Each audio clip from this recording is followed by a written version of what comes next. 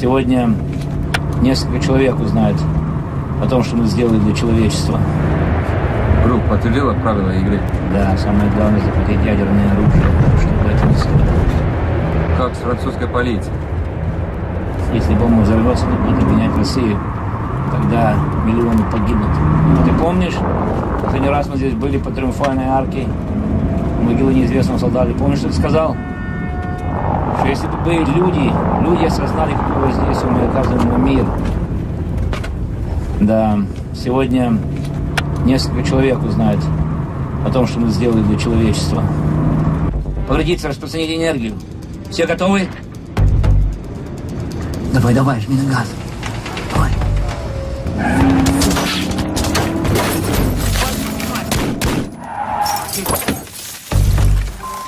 It really is unbelievable. What you're watching here is footage from the game Battlefield 3, which was released in 2011. And in the game, the player has to take on a mission in which they need to neutralise a terrorist threat in Paris, France. And guess what date this threat takes place on? Yeah, you got it right. It's the 13th of November. Pre-programming at its finest. Где факел?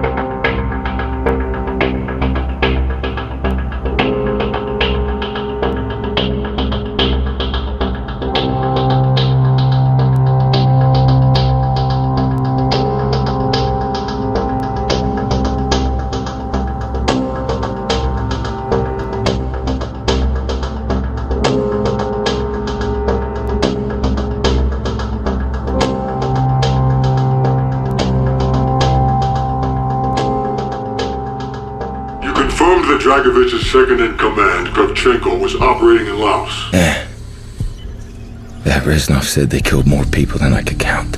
Listen to me carefully, Mason. Reznov cannot be trusted. No matter what he tells you, no matter what he says. But he gave us the dossier on Clark. He led us to Nova 6. Reznov's not who you think he is. No, he's my friend. He helped me escape. God, betrayed, forgotten, abandoned, all brothers, huh? Forget Reznov!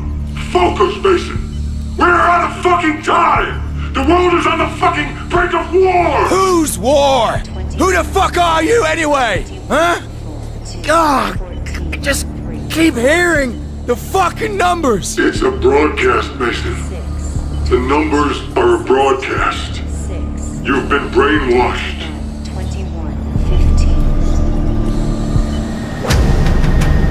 You were cleared for duty and summoned to the Pentagon. Jason Hudson was my new handler.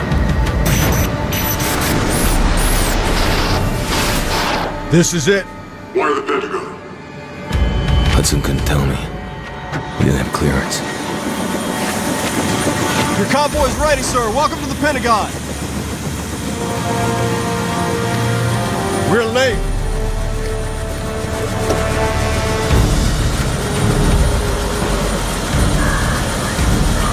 Secretary McNamara? Your reputation precedes you, sir. Step on it.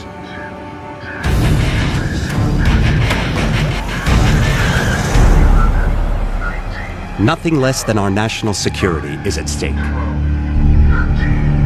He has no fear, no conscience, no weakness. This is Nikita Dragovich. I believe you two have already met. When do I kill him? We're lucky to have you back, Mason.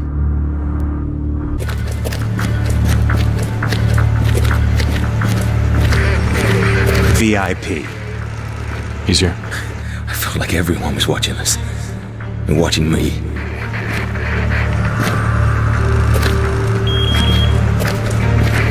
Back then you couldn't trust anyone. Sometimes even yourself. That's why we're here, Mason. To see Finest if we people can in the trust world, you. right here, 24/7. It never ends. We were watching you the whole time. It's not possible. I was in the Pentagon. Please tell him we're here. At once, sir.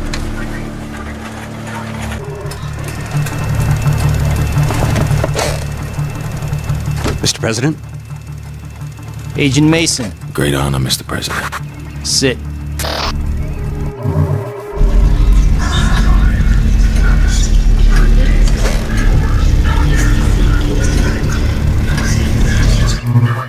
We are in grave danger from the communists.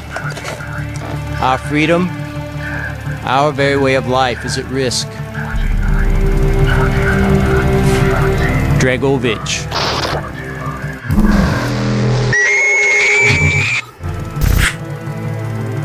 I'm told that you are the very best that we have. Anywhere. You will need to be. Mr. Mason, take care of it. Victor Reznov's been dead for 5 years. He died at Vorkuta during the escape. All the years you thought he was with you, that was just in your mind. I trusted him. That's why it worked. It was their attempt at MK-Ultra. Dragovich programmed you to kill Kennedy, but Reznov sabotaged you. He wanted revenge for all that Dragovich done to him. Dragovich, Kurchenko, Steiner, 3 new victims. There are gaps in your memory. Periods where you went MIA and we couldn't account for you. But now that the brainwashing's been broken, all that lost time will come back. We need to leave. The Nova 6 strike is imminent. Hundreds of sleeper agents, hidden in every state capital, are about to unleash this poison on your own countrymen. When Steiner died, we lost our key to unlocking the location of number broadcasts. You were programmed at Vorkuta to translate the number codes. Only you can tell us what the codes mean. Nova 6 was just one of the sleeper operations, but I'm sure there were others, ones we didn't even know about. We have the broadcasts. We played them to you over and over again for hours, but we haven't been able to break through your programming yet. Mason, this is our last shot. Listen, for God's sake, listen again. 21-7, 21-4-2, 14-3, 14-7, 18-13, 6, 22. Do with him what you wish, General. This is my gift to you, in honor of our new relationship. Vorkuta! You don't know what we did to you. The subject has been successfully implanted with the knowledge to translate the number sequences. I love strawberry milkshake. It's perhaps my favorite American thing. So simple. It's just milk and ice cream. The rest of the menu, however, I think you will need to address. I think it needs to be more German. Yes? Tell me, are you from here, John Smith? Huh? I read here that you operate out of Station 6. What is the location of Station 6? I'm unfamiliar with this station. Speak up. Kommandant, Sie werden vom Oberkommando verlangt. War das nicht Zeit? Trink grad noch meine Erdbeermilch. Leider nicht, Kommandant. Das Oberkommando verlangt, Sie umgehend zu sehen. In Ordnung, ich komme schon.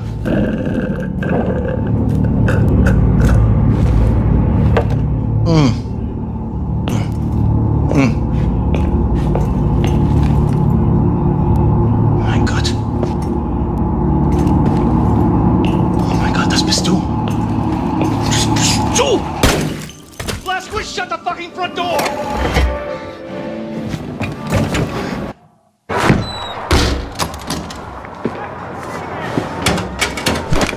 Not that I don't trust you, Blazkowicz, but there's nothing saying you couldn't be wearing a mask made to look like William J. Blazkowicz to hide your alien space lizard facial traits.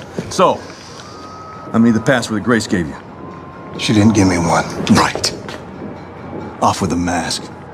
Show me your lizard face, motherfucker. Super Special, lower your weapon before I break your arm or put your lights out. I knew it was you, Terror Billy. I was just fucking with you. Come, follow me. Hey.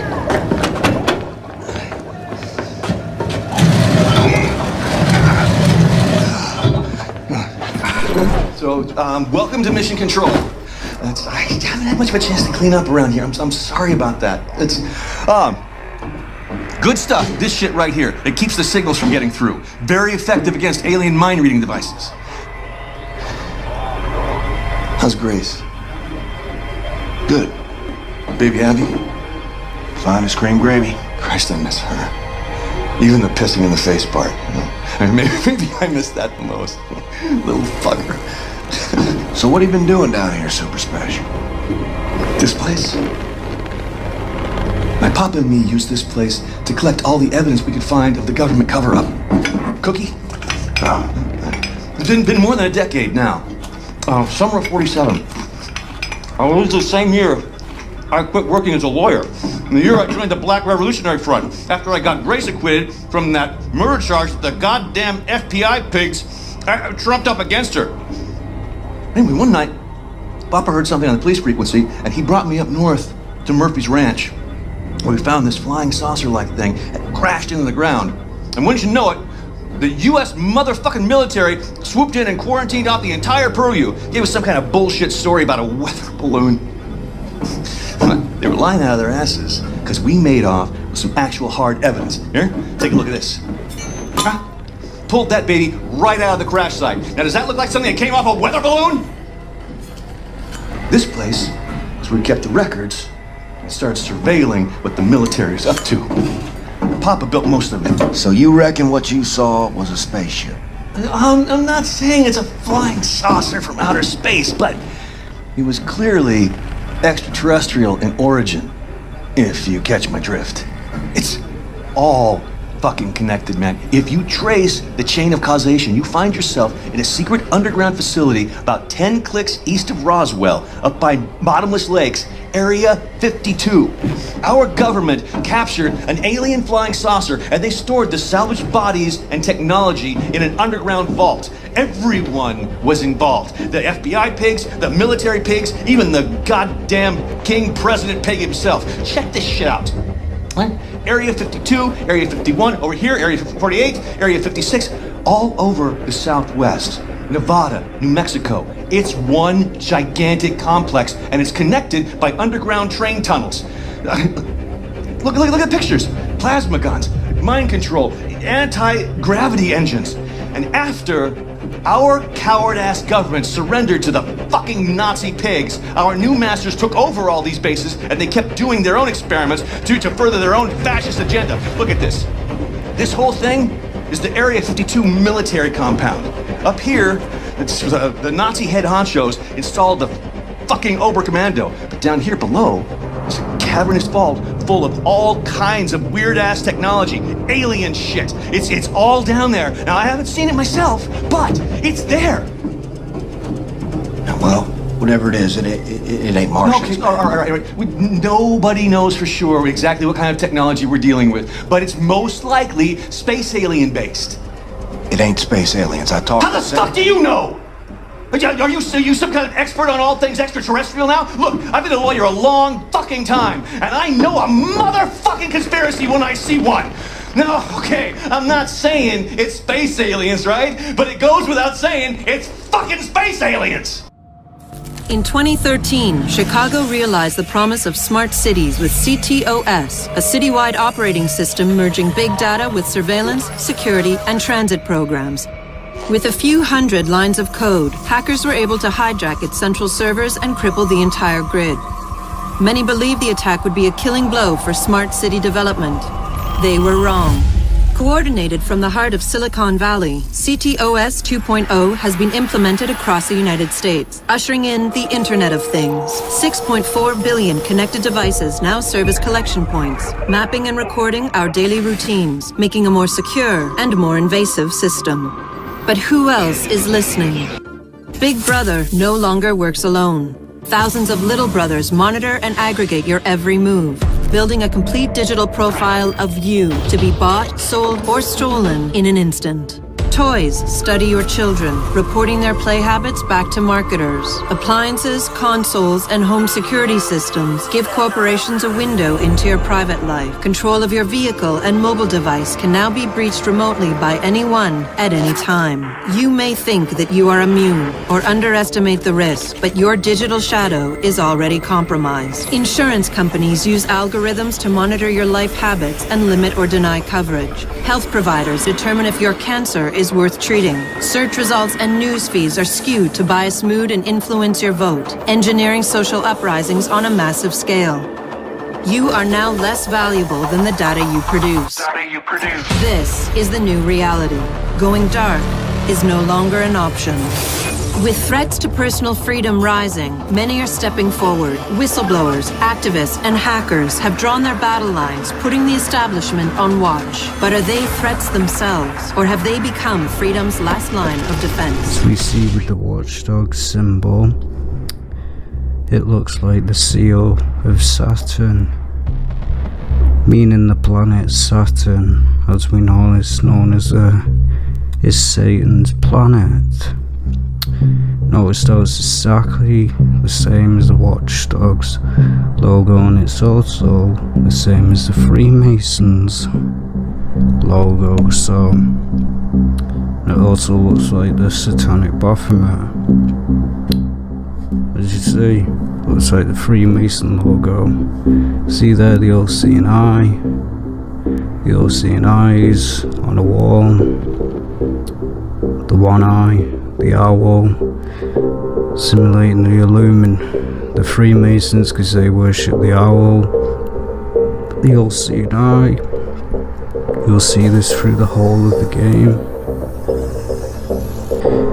It's the Illuminati symbol, exactly, because this is what gaming is used for, to promote the Illuminati, to dumb people down.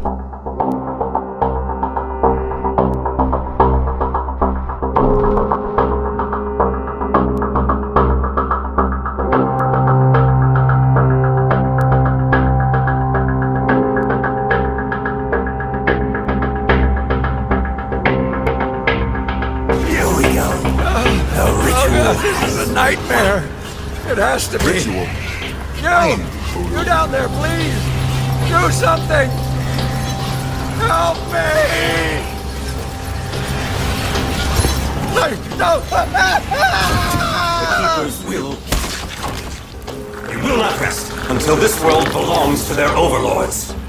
Trying to tell us of the coming future. 10 p.m. to 8 a.m. curfew for FEMA. I don't know if that's them trying to say something about future martial law. And I do realize, guys, that this game is a post-apocalyptic game to America, and that could pertain to that, but you never know. It doesn't hurt to look around and see another guy load up a map talking about this, where he shows these eyes here, and he thinks they're the all-seeing eyes of the Illuminati triangle. Welcome to the cult of Baphomet.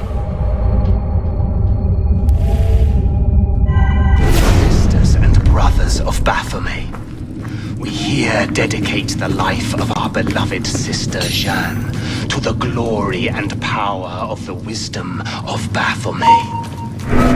We stand together in gratitude to you, Jeanne, for your bravery. I yield this, my body, for the good of my sisters and brothers in Baphomet. We honor your sacrifice. You sure you asked it the right thing? I know this, I know that symbol. That's a Phrygian cap. It stands for freedom, and that's a Masonic eye. Now those two come together in only one vein. What's happening? I can't move. Your DNA communes with the apple. You have activated it. Let me go! On the 72nd day before the moment of awakening, you, birthed from our loins and the loins of our enemies, the end and the beginning, whom we abhor and honor. The final journey commences. There is one who would accompany you through the gate, She lies not within our sight. The cross darkens the horizon.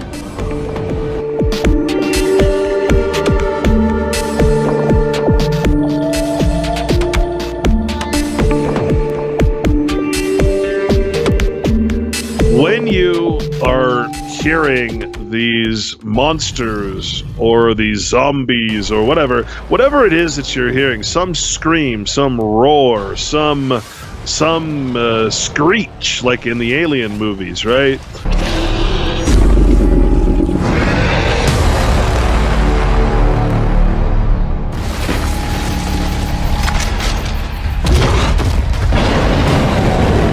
What are you actually hearing?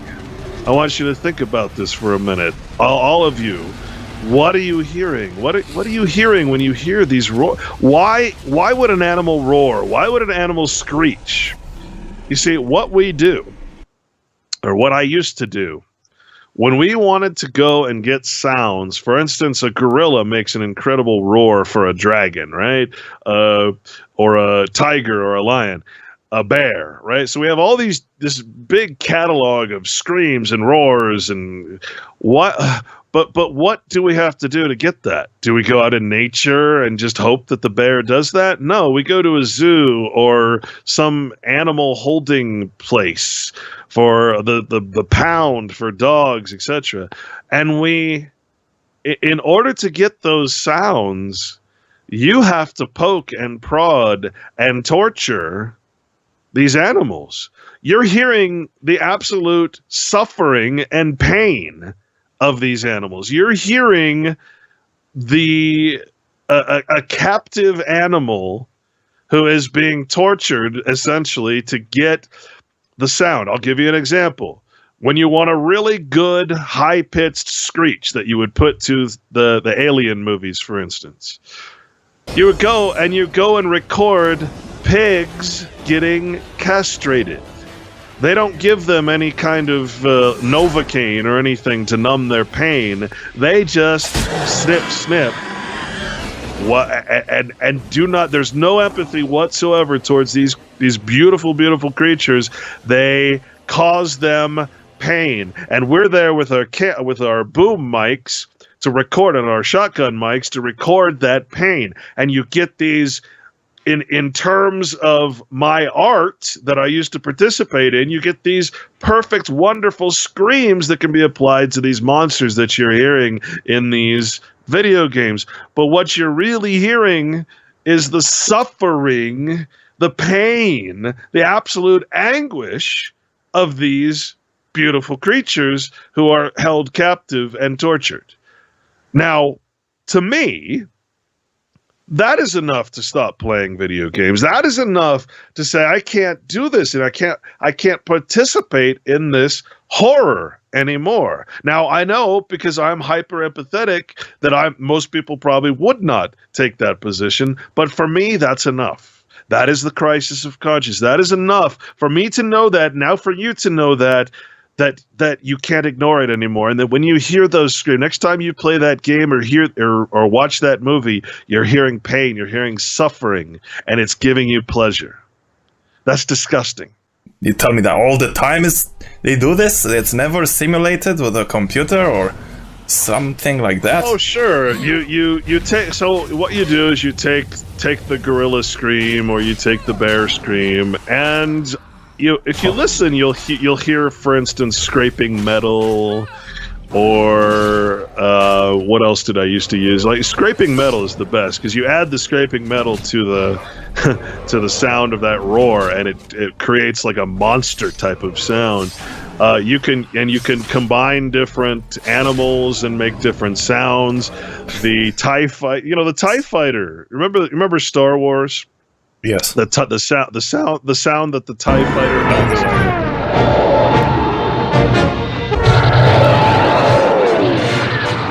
Yeah, that's an elephant screaming backwards. And it turns out that they were right all those years, that video games do, in fact, and are designed to affect the empathy level, the moral compass of children, especially, and adults. So as soon as I heard this interview, That was it. That was the click. That was what I call my crisis of conscience. I said, what the hell am I doing? Here I have these demons on my screen that I'm making for Resident Evil. And I went around and I asked the other guys, because some of them were Christians, some of them were not. And I asked them, I said, how is it that, do you ever get bothered by this? Is there something about this that makes you want to stop doing this because you're supporting something that is against your religion or against your moral fiber or whatever it is that affects you? And they said, oh yeah, absolutely. And essentially their answer is, but I have children, I have this, I'm sold out. I sold out. I can't stop this. No matter how bloody and gory and disgusting and immoral it gets, I can't stop this. And I kept asking people, and I kept getting the same answer. And to me, that was the wrong answer. That is what made me stop, because I was like, I don't want to be you. I'm at this point making, getting close to making probably $100,000, $100,000 a year, which is pretty good. I was up to $30 an hour, I believe, something like that, 35. And I quit. I said, no, I don't want to be you. I don't want to get myself into debt, have children, get married, etc., only to become you, a sellout, a self-professed sellout. I don't want to be you. And it was that interview and later on a video that I saw of the same thing that made me quit, because I am creating the content to destroy children's empathy and adults. I'm creating the content and the sounds to make demons come to life. Why am I doing this? This is not who I am. Yes, it sounds cool. Kids, when they hear what I did for a living, kids were like, oh, that's so cool. And it sounds really cool. But the reality of it is this. It's disgusting. It's a monstrous, horrible thing to do for a living. And I don't know if people can really relate to that or grasp that, but that is my story. That is how I quit, because I could not be a part of what I was creating to further destroy whatever moral compass is left in people. Separate yourself from these systems, from these governments, from these nations. Go to the hills, go to the rocks, whatever. Do not try to live amongst those who are not like-minded. Why the hell do you think I got out of LA so fast? Right? I don't want to be in LA. LA is a shithole. LA is the most immoral, disgusting place you'll ever be. I saw people bring their kids to Hollywood Boulevard where I worked. I used to work right across from where they hold the awards. And the Chinese Grauman Theater was right down the street, right? People would bring their children there, and I'm like, how could you bring children to this disgusting place? It's disgusting. I mean, it's really dirty, and it's there's nothing redeeming about this. Why would you bring your children here? It's just that we don't have the kind of culture that has that moral law behind it, that moral conscience. We've all grown up thinking that disgusting shit is normal. So I'm not going to ban anybody. I'm not going to say you can't do this. I just want to get the fuck away from you. I want to get the hell away from you and start my own society with like-minded people who don't want anything to do with that. You see, you don't try to defeat it. You don't try to stop Babylon. You don't try to stop the disgusting nature of Hollywood and everybody that's involved in that. You leave it. You stop participating in it. Yeah. And you find people who are like-minded, right? That's my personal take on it. I got to talk to the writers of the scripts who would often attend the meetings. And one of their biggest complaints was that they had to agree to change their script. They in order for a company, a games company, to actually publish and pay them for their script writing, they would have to agree to, of course, changes to the script. And so I'd see them cringe whenever like a line would come up and they changed the line, and they just get so upset about it because it would be something ridiculous. Like they would say, I remember one, it was, thank God that Homeland Security was here to save us. They will change the script in order to be pro-government, pro-military, especially pro-military. So, and you find that throughout all of Hollywood. But yeah, that's what their biggest complaint was, that they had to submit to the changes in the scripts, and it would always, like I said, always be pro-military, pro-government, or it would be kind of what you look into, which is this sort of esoteric, even theosophical kind of stuff that nobody really would see. The checkered floor, for instance, or the the Masonic stuff, or some kind of numbers, right, with significance. Right. This is why I quit. Just keep in mind, Hollywood, the wood of the holly tree, which, not by accident, is what Harry Potter's wand is made out of. That is the holy sacred wood of witchcraft. So in this case, the elites, do you think it would be possible that they would make sure that they, for example, when they keep their families, they try to also keep that toxicity remaining through like the psychopathy going to the next generation, and very careful with who they select to be the next wife, or Yeah. I mean, I personally, I would probably, I would agree with that. I hate to say it, and every once in a while they have one that gets away and exposes a little something, but. Yeah, I hate to say it, but that is my opinion, yes. Do you really think they're ready for that? After everything you've seen, everything you've done? No. Not yet. But soon. We have made our own mistakes, became insulated from the world we sought to control. And whatever they may think, the night is far from over. But that will change, and you will help us change even as we teach you. This time we will do it right. And who are we? Who are we really? We are the invisible hand. We are the Illuminati. We come before and after. We are forever. And eventually, we will lead them into the day.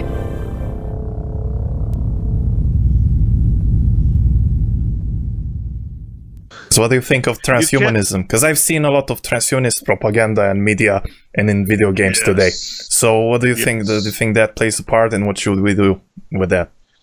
Oh, we just did a show on this, actually, about black goo and the Black Awakening and all that stuff. It's very scary to me, what's happening with that. It's portrayed in games and movies, hundreds and hundreds of movies.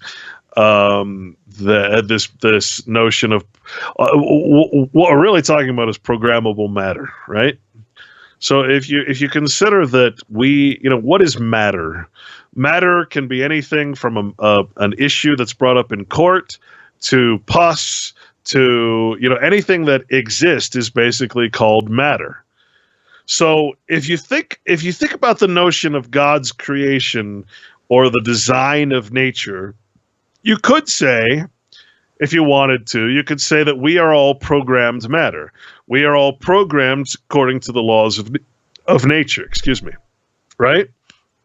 If you again, applying the metaphor, we're all programmable matter. We are set to exist in a situation where we need air, we need water, we need food, we need love, we need all these things, right? We need what is the creation of God, i.e., Jehovah, right? So, and again, once you understand what that means, existence itself, then the universe and the atmosphere and everything else, then you understand, okay, we need God to exist. We are part of God, in other words. We are part of the whole. And that's a beautiful concept, one that the church will never teach because it wants to keep you away. Religion is more responsible for a lack of spirituality in people than anything.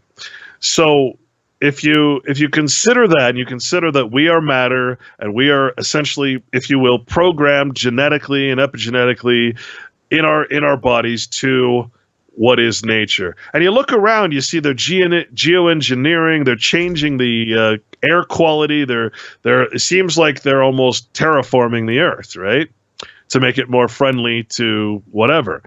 That's what it seems like. And so if you consider the notion right now, what they're working on is this programmable matter, which is smart dust, and which is, you can have a vat of black goo, as they call it, and you can program into that vat the notion that you want to put a design in, and it's a chair, because you need an extra chair for your party tonight. And out of that vat, for these molecules, this matter, these nano machines, this technology clumps to each other and forms a chair. And you take that chair out of that vat, you use it for the night, and when you're done with it, you put it back into the vat, and you program it to become goo again. And so the nanobots detach from each other and become this sort of programmable matter. It's just waiting for its next command. This is real technology. They've already done this. All right. So I'm not just speaking science fiction here. This is real stuff. What we're talking about is what we're scared about is something called ecophagy, which is where programmable matter starts replicating itself and programming itself to the point where humans no longer have control of it. That is perhaps, and the programmable matter keeps growing and growing because it has the entire Earth to use as fuel, and it takes over the entire ecosystem.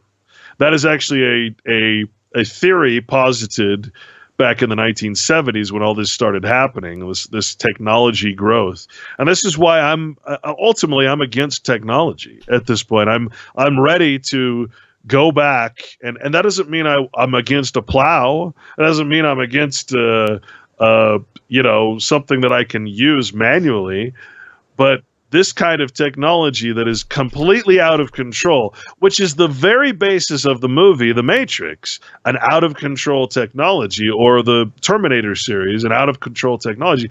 This is much more frightening because this is smart dust that can enter into your body and change you. Right? It can change your genetic makeup. It can alter your consciousness. So imagine that getting out of control and taking over, just changing the entire biosphere of the world. So I find that a very frightening and unfortunately very realistic concept. I got to tell people, man, spiritual awakening is not a pleasant thing. It's a painful journey. It will require you to break down